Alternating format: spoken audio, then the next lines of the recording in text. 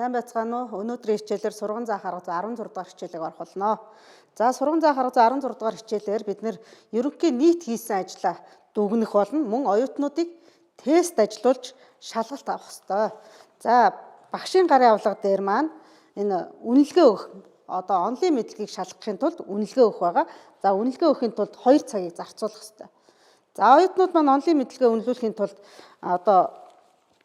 номныхоо суралцагчийн гарын авлага дээрх хамгийн сүүлийн 13 дугаар дасгалын ард талд байгаа энэ онлын тестүүдийг ажиллана. За онлын тестүүдийг ашиглахдаа өөрт байгаа мэдлэгээ гаргаж ажиллана. Ном ашиглана гэсэн юм байхгүй. Яг байгаагаар өөртөө хариулах ёстой. За энд ингээд 16 дасгал байгаа. За ингээ 16 дасгал байгаа. Энэ 16 дасгалыг ажиллаад 2 цагийн туршид ажиллаад багш үнэлнэ.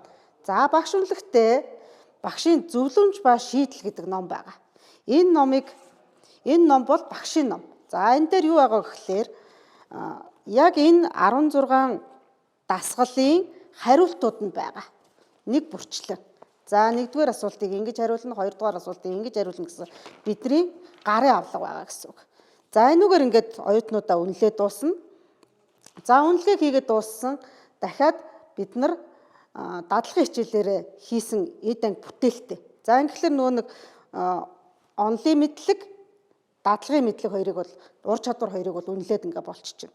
За энэ ерөнхий нийт хичээлээр бид нар маань юу хийсэн бэ гэхлээр багш нар бид нар Кристианагийн номнуудыг ашиглаж сурж байна. За фризер дэх гэсэн энэ бүлэг багц хичээлийг хэрхэн яаж өгөх вэ? 4 гарын авлага номоо яаж ашиглах вэ гэдэг талаар мэдэгдэхүүнтэй боллоо.